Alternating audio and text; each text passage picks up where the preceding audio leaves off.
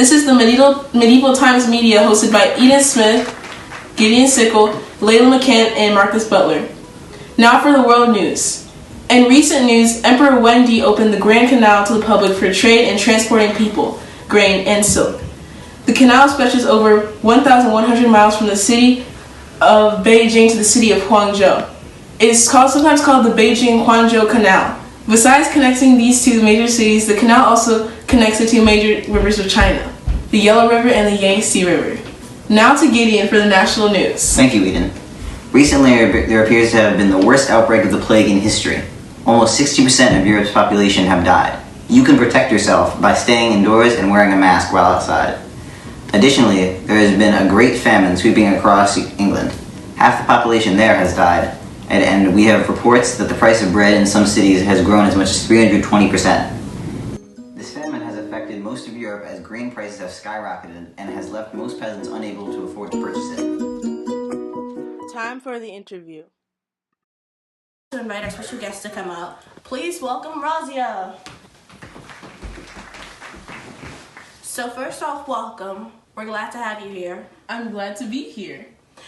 I'd like to first talk about your childhood. What was it like? I was born in 1205 in Badaun, India, to Shams Uddin Iltutmish. I was his only daughter and I had 3 brothers. My brothers and I received good training in martial arts and administration. As we know, it's tradition for a man to take over as ruler once his father steps down. Why did your dad choose you over your brothers? I received training in fighting just like them, led armies, and learned to administer kingdoms. I had all the qualities of an efficient ruler and was clearly more qualified than my brothers. So my dad selected me as his successor. So what prevented you from taking the place as ruler right after your father died? Muslim nobility had no intention of acceding to my father's disregard of tradition in appointing a woman as his heir instead of a boy. After he died, my brother Ruknuddin was elevated to the throne instead. Ruknuddin's reign was short. He abandoned himself to the pursuit of personal pleasure and debauchery to the considerable outrage of citizenry. Ruknuddin and his mother Shah Turk Khan were put to death after only 6 months in power. With reluctance, the nobility next agreed to allow me to reign as the Sultana of Delhi. You said they reluctantly let you reign. So my question is, did people ever accept you as a ruler? I like to think that I impress everybody by my abilities such as my love of justice, recognition, and of merit, and capacity for hard work. I abandoned purdah, held open court, listened to grievances of my subjects, and exercised general supervision over the work of every department. And lastly, I would like to ask you about your death. More specifically, how you met your untimely death. Well, the Turkish nobles formed a plan of an organized resistance. Altunia, the government of Batunda, first raised the standard of revolt. I immediately proceeded against him at the head of an army. I was captured and was entrusted to the care of Altunia. Altunia succumbed to my charms and intelligence and married me. He tried to seize Delhi on my behalf, but we were defeated and killed on October 13th, 1240. Thank you, that's all the time we have. Next Welcome. Now a word from our sponsors. This advertisement has been brought to you by Plague Prevention, Inc. If you or a loved one has been affected by the plague, you may be entitled to financial compensation. Don't wait. You have less than a week before you die too. Please send a pigeon to your nearest apothecary for free consultation and a financial information packet. Now back to your regularly scheduled programming. Hi, my name is Marcus, and I'm here today with entertainment and sports. Emperor Wendy is hosting a grand feast at the castle to celebrate the opening of the Grand Canal. The feast will start next week at the break of dawn.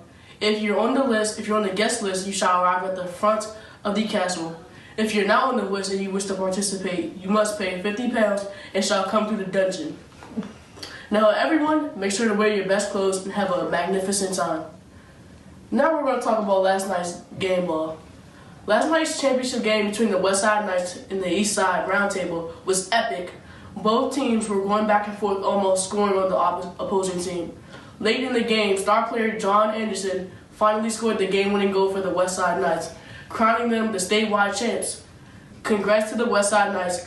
Let's hope they can defend their win next season. I'm Layla here with all the dirty gossip on the most famous people in the world, and boy do I have some dirt for you. We all know Princess Judah was the daughter of King Eric IV of Denmark. As a young woman, she was placed in a cloister where she was expected to live out the rest of her life as a nun. I guess she had other plans because she just staged a daring escape to Sweden where she was welcomed by her sister Sophia, who was married to King Valdemar of Sweden. My sources tell me that King Valdemar started a passionate affair with Judah and that they even had a child together. Oh my gosh! All of Sweden was in an uproar with the rumors that the king was cheating on his wife with her own sister. Okay, they're giving me the signal that it's time to go. This has been your morning news. Up next is The Young and Dying. Signing off for now. I'm Layla here with all the dirty gossip on the... You can't do that. You can't. You're rolling. Stop, bro. You can't laugh. Okay. I was born in 1205 in India. We're not making waves right now. Are you recording? Muslim nobility had no intention of acceding to my father's disregarded tradition and appointing a woman as his heir. Actually, my brother Rukneddin was elevated to the throne instead. Rukneddin's reign was short. He abandoned himself to the pursuit of